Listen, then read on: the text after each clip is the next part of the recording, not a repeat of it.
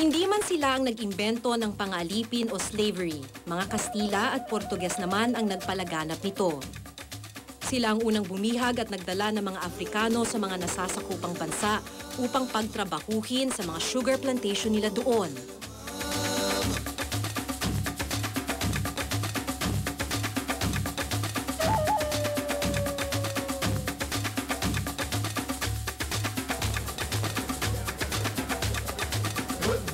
Malapit na tayo sa Commonwealth of Dominica. Kaya siya Dominica, ang ibig sabihin daw noon Sunday. Sunday kasi naglanding si Christopher Columbus dito noong 14th century.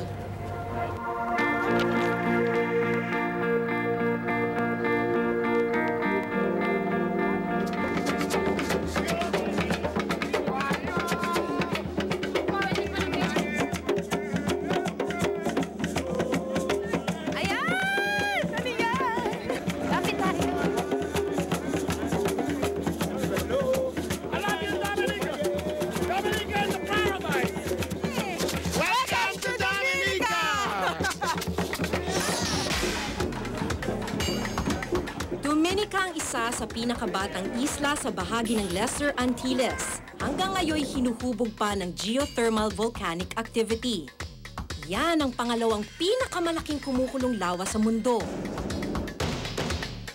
Sumusukat lamang ng 754 square kilometers ang Dominica. Halos singliit lamang ng hulo, pero nababalutan ito ng rainforests, mga talon, bukal at ilog. In fact, may 365 rivers dito.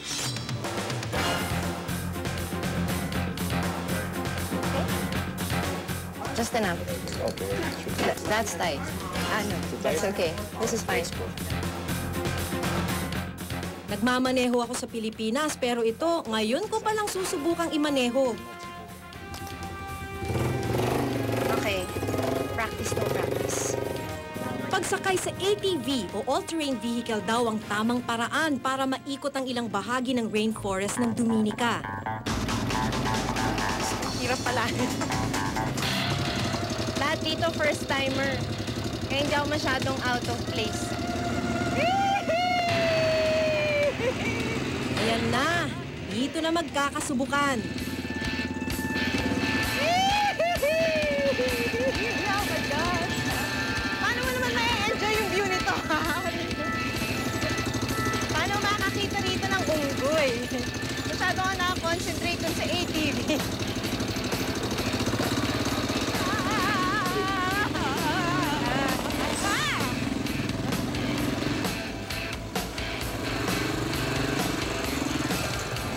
Pero nakita ko na to eh. Nakita ko na nga to. Nung inakyat namin yung Mount Cristobal para sa reporter's notebook. Ganito rin yan eh.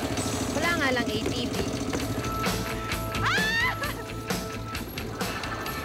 Teka, time out muna. Stopover tayo. Kasi daw para makapag-picture taking. Ang sabi sa akin ng guide, dito daw sa Dominica, bawal pumutol ng puno. Commercial logging, bawal dito. Kaya kung titignan mo, ang ganda pa, oh. Punong-puno pa yung forest cover nila. Ito ang nakaka-impress, ang makita kung paano naproprotektahan ng kalikasan kapag may political will ang pamahalaan. Sweet Dominica. At mas lalo pang nakakabilib, ang guide namin, singer-songwriter din pala. To me is paradise, so please come to Nature Island Paradise. Sweet, come on, let's go and take a ride to my Nature Island Paradise.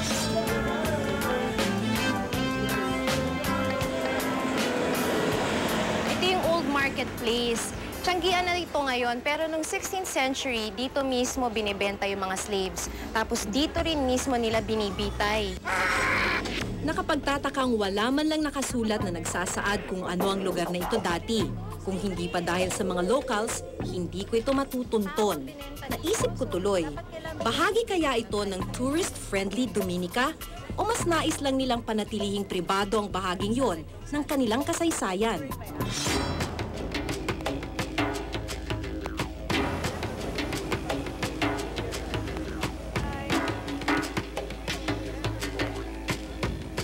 Kahit sa karatig isla nitong Barbados, ganun din.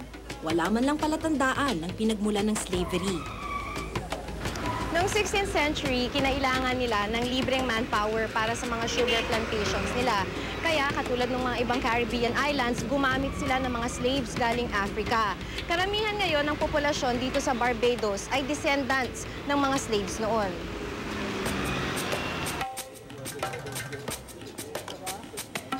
Mga Portuges ang unang sumakop sa Barbados. Pero dahil sa sandali lang, wala silang naging impluwensya sa bansa. Sumunod ang mga Ingles na naghari rito ng mahigit 300 taon at siya ring nagdala ng slave labor dito.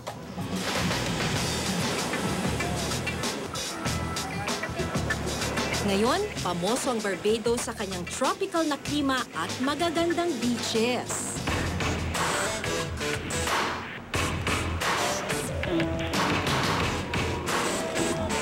Nandito na rin lang tayo sa Caribbean, itatry na natin ang kanyang dagat kahit magpapakita na tayo ng taba.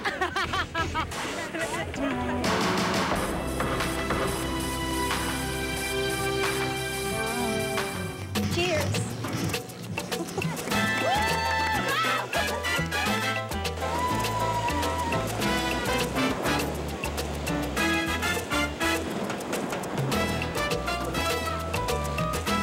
Bago mo isiping parang matabungkay lang, may isang bagay dito ang hindi pa nauuso sa atin. What part of the pig? The tail. The tail. Parboil first, you cook it first, and then you put them on the grill and barbecue them. It's a very tasty dish here. It's a very big thing, especially on the weekend. Can I taste it? He wants to taste it. The Did you like cameraman it? wants to taste your pigtail. So sa atin may Adidas tayo, meron tayong Isaw, meron tayong Betamax, meron silang pigtail. Halos pareho lang. Why is it popular here? Because it's a very tasty dish. It is? Barbadians love pork.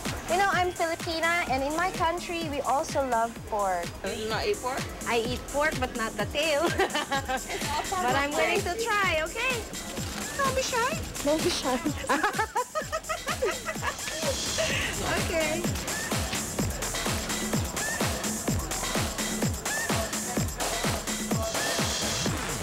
You know, yeah. It's You haven't even chewed it yet. Really, it's delicious. It's really tasty. Yeah, I told you so. I love your sauce. I think yeah, it's the nice. sauce that The sauce makes is it homemade. really... I make it myself. You do? Yeah, it's homemade. Homemade barbecue sauce. Ang sarap. Nakakatakot lang kasi syempre di ba buntot, pero ang sarap. Homemade pa. Look. At may kapartner pa yan. Alright, thank you. Snow cone daw to. Alam mo nung bata ako, in-order ko sa labas sa eskwelahan. Meron din pala sila dito. Sarap. Basta nagdada sa yelo. Kasi perfect siya, ang init-init dito eh. Ayan, namiss ko tuloy ang Pinas. Masarap siya kasama nitong pigtail.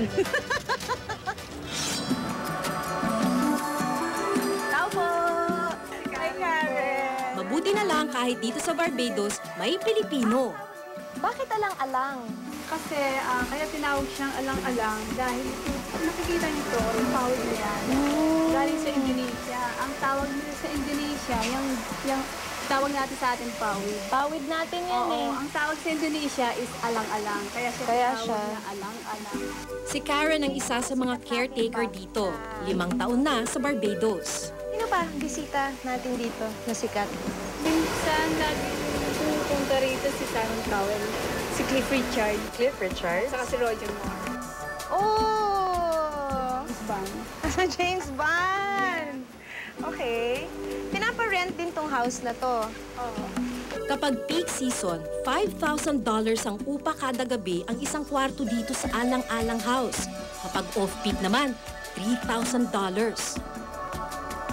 At dahil sikat sa celebrities ang Barbados, sikat din syempre ang mga kapitbahay ni Karen.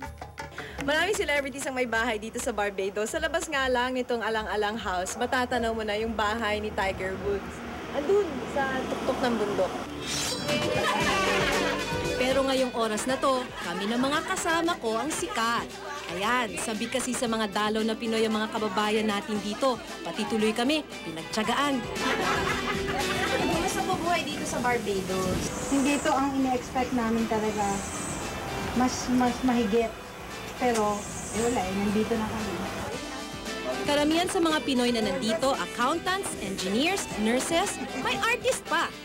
Kayo pong gumagawa nito? Sa Philippines yan galing? Oo, kami ganyan ang ginagawa natin. Kahit ilang libong milya ang layo ko sa Pilipinas, sandali kong nakalimutan na nasa ibang bansa pala ako. Kahit saan kasi ako makarating, garantisado ang init ng pagtanggap ng mga Pinoy. Hello, si Malu. Sabihin mo. Tagalog Quezon, I love you all. Alam mo, hinawakan daw doon ni Jared. Happy po. Show 9. Kilalanin natin Pilipino!